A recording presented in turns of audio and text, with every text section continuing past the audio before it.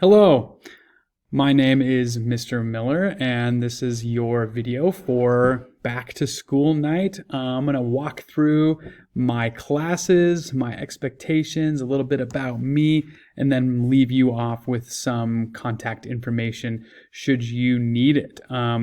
So I am a English CP12, 11, and SAT prep instructor, and I'm going to walk through some of the skills that your students will take away from this school year and some of the activities and things to be expected from my courses, texts, and anything else in between. So a little bit about me. I'm from Sheridan, Wyoming, born and raised. I got my bachelor's and master's degree in English literature from Montana State University in Bozeman, Montana. Go Cats. And some of my experience and background is I have taught, this is my 5th year of teaching. I have taught for the past 2 years here in Erie. This is my 2nd year. And before that, I was teaching on the reservation in northern Montana, pretty much in Canada. As you can see, I'm a pretty avid outgoer. I'm an outdoorsman. I love the mountains. I love being outside. And lastly, I was in New Zealand for my student teaching experience, which was amazing, and it gave me a lot of cultural insight and background into how education is approached as a global perspective. So my expectations in my class are pretty straightforward. I'm a firm but fair teacher. I like to set really high expectations behaviorally and academically. I have very rigorous curriculum, and I really try to test students and push them to set high goals for themselves as well as I do for myself. But I'm always going to have open, honest conversations with my students and meet them where they're at, understand where they're coming from. I take my approach to education as social constructivist, which is essentially that I think that kids learn the most in groups and they learn from each other's perspectives. And I like them to engage in community activities as much as possible. My 3 expectations are being prepared, coming to class online on time, and to be prepared with their devices charged, a willing attitude, and the second is to be active, which means that they have to take some sort of responsibility for their own learning and realize that I am only 50% of this equation and that they have a duty to be actively engaged on their own as much as possible, especially considering these circumstances. And I also like to have my students foster positivity always in my classrooms. And finally, I think that my approach is that if I'm accessible, we're productive. So I have an open door policy with all of my parents and all of my students to come in and to have conversations that don't necessarily have to deal with school if they don't want to, and to always have a good, positive relationship with them, which is a challenge right now, but we're working through it. If you go to Infinite Campus and see any of these symbols, you'll see that either a student has to turn something in. If it's a missing, that it means it's still eligible for credit, but I haven't received it yet. If you see a T, which means turned in, then it's in the queue for grading, and I have received it. If it is scored, then it will be graded and no longer eligible for credit after that. I will usually add a note in my Infinite Campus for specific circumstances, and I also have a late work policy of 10% off, which does not compound if it is late, and it has to be submitted within 10 calendar days for it to still count. So if you have any student in English 11, I'm going to cover them first. If not, you can skip ahead to CP12 and finally to my SAT prep course. First off, our English 11 course is focused on one question throughout the entire year, which is how do morality and ethics shape the individual? And this first quarter's essential question is focused on what does it mean to be good and what is good. We have a new pilot curriculum that St. Brain is launching this year, and we are the test subjects. So we are the teachers that are planning this curriculum, coming up with common assessments, and focusing more on the skills that students need to be successful at the next level, and thinking more about how to give them some voice and choice in their curriculum. And we will use these mostly in our classes. Every day there is what we have as a digital agenda. You see that on the right. Our digital agenda is an interactive note-taking device that allows students to go in and make edits, drop in photos, add voice recordings, add videos, and it is my guiding document throughout the lesson. It's structured within acts, so we usually practice a skill for guided instruction, and then we have them in their own individual lessons where they practice the skills that we have taught. And there's always a focus, an objective, and the question of why that's always necessary in a classroom. So that is what we do on a daily basis. Some of the tools that they will be accessing the most and needing the most are Common Lit, which is a research-based instructional tool that is being deployed everywhere. It has great access to texts of varying complexity, assessments, and very well aligned horizontally and vertically questions throughout their text that they read. And Notability is the app that we use to upload our digital agendas so that they can go in and make their notes on the agendas and edit them. And then finally, we have the Google Suite, which is all of these apps that are very common in my courses: Google Drive, Google Docs, and their Gmails. So those are some of the very important tools that we use. So speaking back to that voice and choice, this semester we have given them the choice of these 6 different books to read, all of them centered around very similar themes and similar topics that we will cover. And each of them is designed for students to have a little bit of choice and to engage with other students that are reading the same texts as them. There are a lot of complex themes that happen here. These are adult level readings. They are not young adult level readings, so they're still rigorous and they still require a bit of work.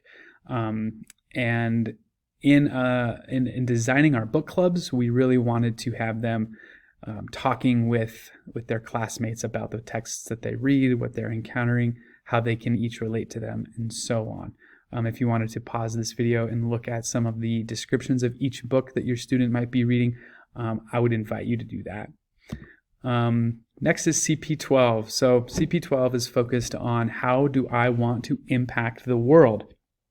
This is a class that is also being driven by the pilot curriculum by St. Vrain, which is focusing again on skills and big questions where students can read whatever they want or focus on just the bigger ideas and how we apply ourselves to them.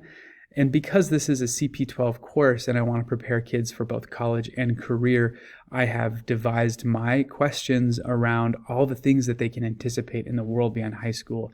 And those are learning how to be successful and what is work and how to be a contributing member in the workforce. Some of the tools that we use are very similar to English 11, which is we have a digital agenda, which is a interactive note-taking tool that students open in Notability, they edit them, we work through them by act. So in Act 1, we will be doing guided instruction, we will be talking about what they're going to practice, and then Act 2 will usually have some sort of a group effort involved, and we'll wrap that up with them being responsible for practicing the skill or applying what they learned in that lesson in the last act. Some of the common apps and tools that I use as a teacher are Common Lit, which is a research-based and well-aligned tool that gives kids appropriate grade level texts and rigorous assessments that accompany each reading that they do and that I assign. And they're very well organized, and that is a tool that we use a lot. Notability is also a tool that students are expected to have at home because this is where they go into their digital agenda, they make their annotations, They fill out their digital agendas, and I can see their work as I guide them through it with my own device. And then the Google Suite is all the apps that they definitely need. Google Docs, Google Drive, and Gmail, all those things are necessary for me to organize them and for them to store all of their work. Their book clubs this year are focused on, again, going back to St. Vrain's pilot, we have a lot of voice and choice in their selection of these texts. Some are fiction, most are nonfiction, and that is on purpose because students will be exposed to a lot of nonfiction texts as they leave high school and enter college or career fields. And they're all centered around these three ideas: success, education, and career. Whether it's fiction or nonfiction, students are supposed to be finding those topics as they read and applying their exposure of these ideas to skills that we want them to practice for the next level. They will also be writing common application essays to apply for college. Whether or not they intend to attend college, they will still write these as a good practice in narrative writing. These texts also will be accompanied by several different research projects throughout, where we cover topics like philanthropy. We'll cover topics such as like how do we learn and what do we do when we are learning. Very high philosophical and sort of thematic questions that we ask in CP12. But all of them are designed for them to prepare themselves and their thinking for the next level. All right, and finally we have my SAT prep course. SAT prep is going to be more focused on tackling English. So I am co-teaching this class with Miss Janine Sturgeon. For the first half of the year, we have separated each of our classes into a math focus and an English focus, and that's just to better prepare them for the two big sections in the SAT. So with that in mind, what I have devised for my class is very English-focused skills such as reading literature and informational texts, test-taking strategies such as annotation, strategies for tackling multiple choice questions, and exposing them to practice tests and the readings that they will encounter when they take the SAT. And there's also very personalized skills growth involved in this class where students will be able to see where they fall individually, and there are tools that I will cover in a second that help them practice the skills that they need individually when it comes to test-taking time.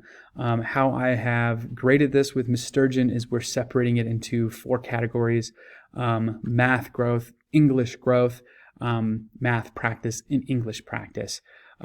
So we started with a baseline test that they took a full-length SAT online already, and we are going to go from that score and assess what they have taken away in terms of their growth at the end of the year. And then there's our daily lessons, our note-taking, and our skills-focused practice that we do throughout the week, which is used via College Board and Khan Academy. All of the lessons I take directly from College Board or our SAT test prep book.